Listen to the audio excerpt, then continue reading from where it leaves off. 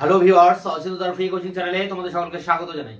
আজকের এই ভিডিওতে তোমরা যারা ক্যালকাটা ইউনিভার্সিটিতে বিএ হিস্ট্রি অনার্সে 5th সেমিস্টারে পড়ছো, তোমাদের যে সিসি 11 পেপারটি রয়েছে, পাশাপাশি তোমরা যারা 5th সেমিস্টার জেনারেল বা পাশে পড়ছো, তোমাদের যে ডিএসসি A2 পেপারটি রয়েছে আধুনিক ইউরোপের ইতিহাস, এই পেপারটির একটি ইম্পর্টেন্ট প্রশ্ন কোড নেপোলিয়ান বা নেপোলিয়ানের আইন সংহিতা, এ সম্পর্কে বিস্তারিত আলোচনা করব। আলোচনা শেষে এর উত্তর তোমাদের সামনে তুলে ধরবো।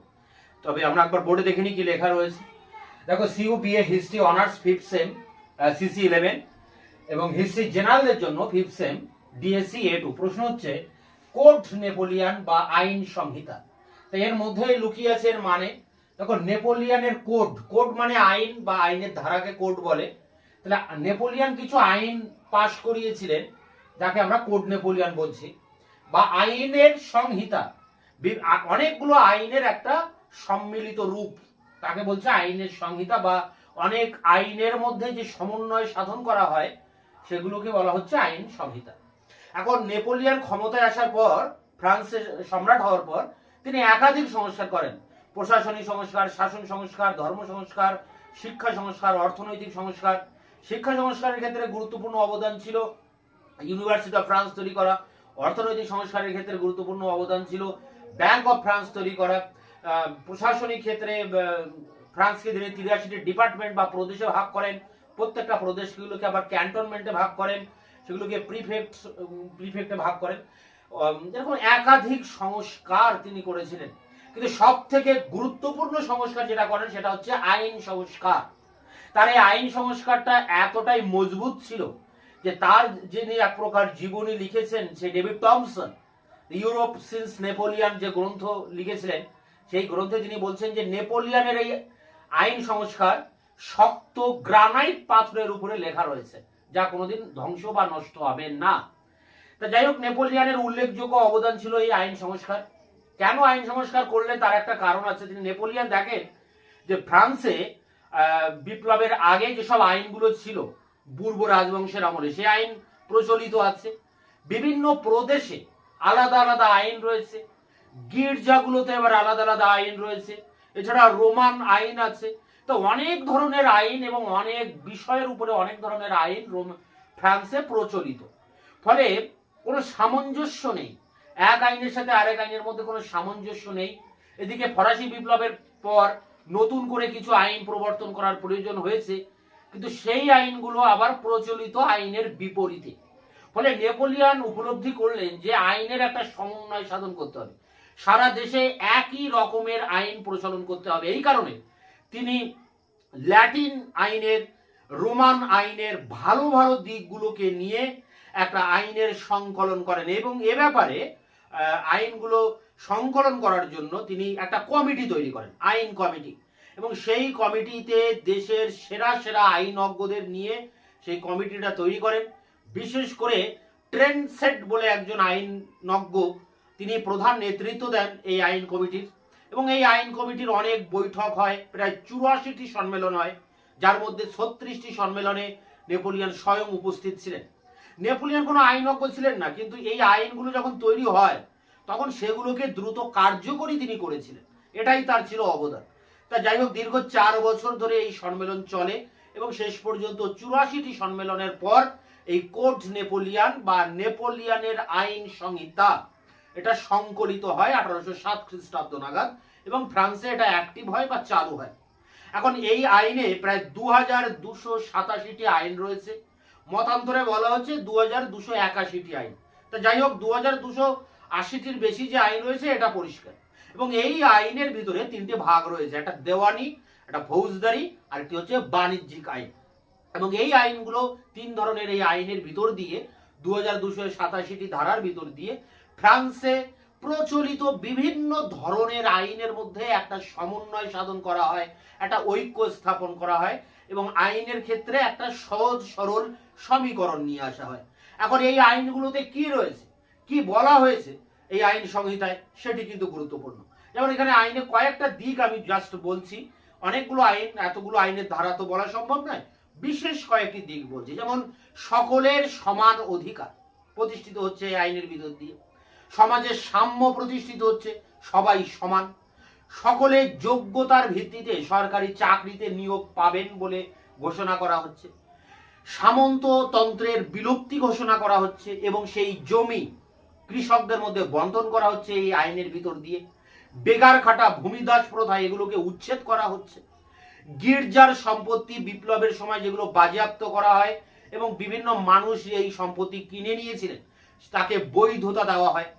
পারিবারিক ক্ষেত্রে বিপ্লবের ফলে কি হয়, ফ্রান্সে পারিবারিক ক্ষেত্রে শিথিলতা চলে আসে।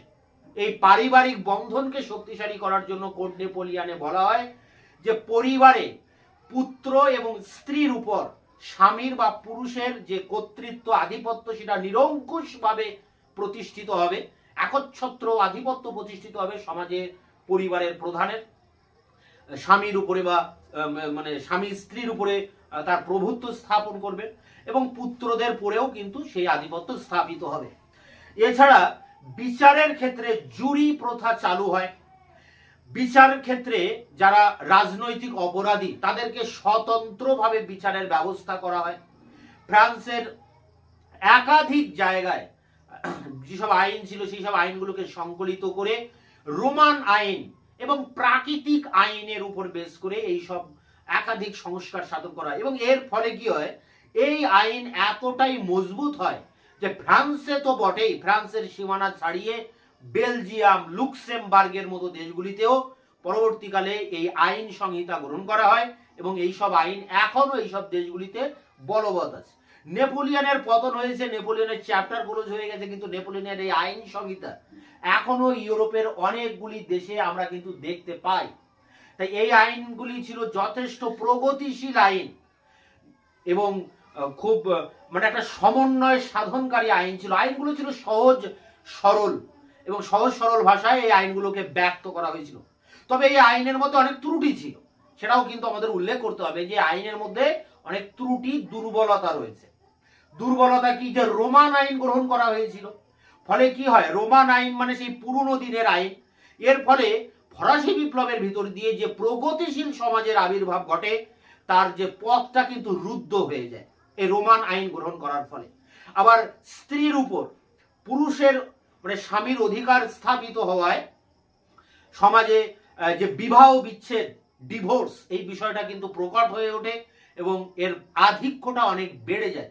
নারীদের স্বাধীনতা হরণ করে নেওয়া হয়, তাদের সম্পত্তি থেকে বঞ্চিত করা হয় এবং পুত্রের উপর পিতার যে এক প্রকার নিরঙ্কুশ স্বৈরতন্ত্র সেটাও কিন্তু স্থাপিত হয়। শ্রমিকদের যে ধর্মঘট করার অধিকার, সেই অধিকার কেড়ে নেওয়া হয়। জিনিসপত্রের সর্বনিম্ন যে মূল্য, সেই মূল্য কিন্তু এখানে নির্ধারণ করা হয়নি, ফলে দ্রব্য মূল্য বৃদ্ধির যে সুযোগ সেটা কিন্তু থেকে যায়। তো এরকম একাধিক জায়গায় কিছু কিছু ত্রুটি কিন্তু থেকে গিয়েছিল এই কোড নেপোলিয়ানে বা নেপোলিয়নের আইন সংহিতায়। কিন্তু এই ত্রুটিগুলো বাদ দিলেও সামগ্রিক বিচারে দেখা যায় যে নেপোলিয়নের এই আইন সংহিতা বা কোড নেপোলিয়ন ছিল একটা যুগান্তকারী প্রগতিশীল পদক্ষেপ।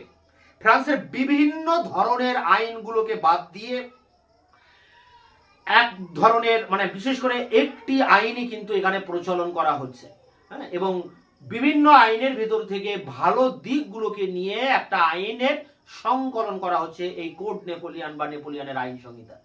তো একেবারে সহজ সরল বিষয় একটা কোড নেপোলিয়নটা। তাই এটা খুবই ইম্পর্টেন্ট প্রশ্ন, তোমরা জানো তোমাদের সাজেশনে এটা প্রথমেই রয়েছে। এর যে উত্তর আছে সেই উত্তরটা নিয়ে এবার আমরা অন স্ক্রিনে আলোচনা করব। কর্নওয়ালিস কোড বা বিচার বিভাগীয় সংস্কার মার্কস 5। কর্নওয়ালিস বাংলাদেশে ইস্ট ইন্ডিয়া কোম্পানির গভর্নর জেনারেল হয়ে আসার পর শাসনতন্ত্রের অন্যান্য ক্ষেত্রের মতো বিচার বিভাগেও গুরুত্বপূর্ণ সংস্কার সাধিত হয়েছিল। 1787 সালে ঢাকা, পাটনা, মুর্শিদাবাদ ছাড়া সমস্ত জেলা আদালতগুলিকে পুনরায় কালেক্টরের নিয়ন্ত্রণাধীনে রাখা হয়। কালেক্টরদের হাতে ম্যাজিস্ট্রেটের ক্ষমতা দেওয়া হয় এবং সীমিতভাবে ফৌজদারি মামলা পরিচালনারও অধিকারী ছিলেন। তবে গুরুত্বপূর্ণ ফৌজদারি মামলার বিচার তখন জেলা ফৌজদারি আদালতগুলিতে এবং সদর নিজামত আদালতেই হতো। কালেক্টররা রাজস্ব সংক্রান্ত মামলার নিষ্পত্তি করতে পারতেন না।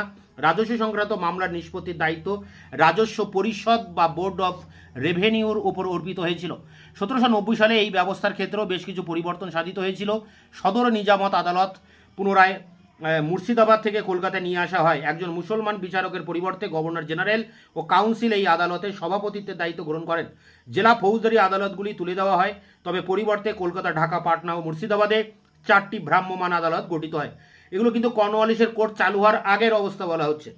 এরপরে দেখো 1793 সালে মে মাসে বিখ্যাত কর্নওয়ালিস কোড প্রণীত হয়। এই আইনবিধিতে আইনগত পরিবর্তনগুলিকে বিশ্লেষণ করে আরও নতুন আইনের সূচনা করা হয়।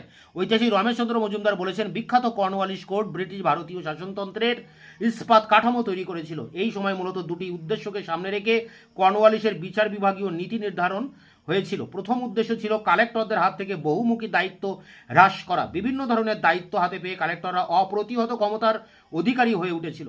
কালেক্টররা জেলাগুলিতে ব্রিটিশ কর্তৃত্বের একমাত্র প্রতিনিধি হয়ে উঠেছিল। ফলে কালেক্টরদের হাত থেকে বিচার সংক্রান্ত ক্ষমতা কেড়ে নেওয়া হয়। পরিবর্তে জর্জ নামে একদল নতুন অফিসারকে বিচারক হিসেবে নিয়োগ করা হয়। জেলার রাজস্ব আদালতগুলি এবং বোর্ড অব রেভিনিউ এর বিচার সংক্রান্ত ক্ষমতা তুলে দেওয়া হয়। এখন থেকে জাজেরাই দেওয়ানি মামলার নিষ্পত্তি করতে থাকেন। পাটনা, ঢাকা, মুর্শিদাবাদের 3টি নগর আদালত এবং 23টি জেলা আদালতের বাইরেও অনেকগুলি নিম্ন আদালত গঠিত হয়। সর্বনিম্ন আদালত ছিল মুন্সিপের আদালত, সেখানে 50 টাকা পর্যন্ত মামলা চলতো। তার ঠিক উপরে স্তরে ছিল রেজিস্ট্রারের আদালত। জেলা আদালতের সঙ্গে সংযুক্ত রেজিস্ট্রারের আদালত 200 টাকা পর্যন্ত মামলার বিচারের অধিকারী ছিল। এই সব আদালতের রায়ে কেউ সন্তুষ্ট না হলে সে জেলা আদালতে আপিল করতে পারত। প্যারা করে দেখো, এটি শেষ প্যারা। কর্নওয়ালিসের বিচার সংক্রান্ত নীতি নির্ধারণের ক্ষেত্রে দ্বিতীয় উদ্দেশ্য ছিল শাসনতন্ত্র পরিচালনার ক্ষেত্রে ভারতীয়দের কর্তৃত্ব দায়িত্ব যতদূর সম্ভব হ্রাস করা। তিনি আগেই ভারতীয়দের হাত থেকে ফৌজদারি মামলার বিচারের ক্ষমতা কেড়ে নিয়েছিলেন। এবার তিনি নিজস্ব এলাকায় আইন শৃঙ্খলা রক্ষার ব্যাপারে জমিদারেরা যে ক্ষমতা উপভোগ করতেন তা লাঘব করেন। জমিদাররা তাদের নিজস্ব পুলিশ বাহিনী বাতিল করতে বাধ্য হন। পরিবর্তে প্রত্যেক জেলায় আইন শৃঙ্খলা রক্ষার জন্য দারোগা নামক একদল কর্মচারী নিয়োগ করা হয়। দারোগা ছিলেন সরাসরি কোম্পানির কর্মচারী। দারোগারা নির্ধারিত এলাকায় ম্যাজিস্ট্রেটের অধীনে বা তত্ত্বাবধানে কাজ করতেন। এইভাবে কর্নওয়ালিস প্রত্যেক জেলায় শাসনতন্ত্র দুজন ইউরোপীয় অফিসারের মধ্যে ভাগ করেছিলেন। একজন ছিলেন কালেক্টর, তার দায়িত্ব ছিল রাজস্ব ও সংগ্রহ করা। অন্যজন ছিলেন একাধারে জজ ও ম্যাজিস্ট্রেট, তার কাজ ছিল বিচারকের দায়িত্ব পালন করা ও এলাকার অপরাধমূলক কার্যকলাপ ও আইন শৃঙ্খলার উপর নজর রাখা। গুরুত্বপূর্ণ ও দায়িত্বশীল শাসনতান্ত্রিক পদগুলি থেকে ইচ্ছাকৃতভাবে ভারতীয়দের অপসারিত করেছিলেন লর্ড কর্নওয়ালিস। তো এই ছিল কর্নওয়ালিস কোড বা কর্নওয়ালিসের যে শাসন সংস্কার, তার উপরে 5 নম্বরের টিকা প্রশ্ন উত্তর তোমাদের সামনে আলোচনা করলাম। তোমরা এটি সংগ্রহ করে পরীক্ষার জন্য প্রস্তুতি নাও। এটি ইম্পর্টেন্ট একটি টিকা প্রশ্ন। দেখা হচ্ছে তোমাদের অন্য কোনো সাজেশন ভিত্তিক কোনো কোশ্চেন অ্যান্সার নিয়ে আবার ভিডিও ক্লাসে। ততক্ষণ তোমরা চ্যানেলকে সাবস্ক্রাইব করে রাখবে, বন্ধুদের কাছে শেয়ার করবে, নিজেদের মতামত জানাবে কমেন্ট সেকশনে। ভিডিওটি ভালো লাগলে অবশ্যই একটা লাইক দেবে।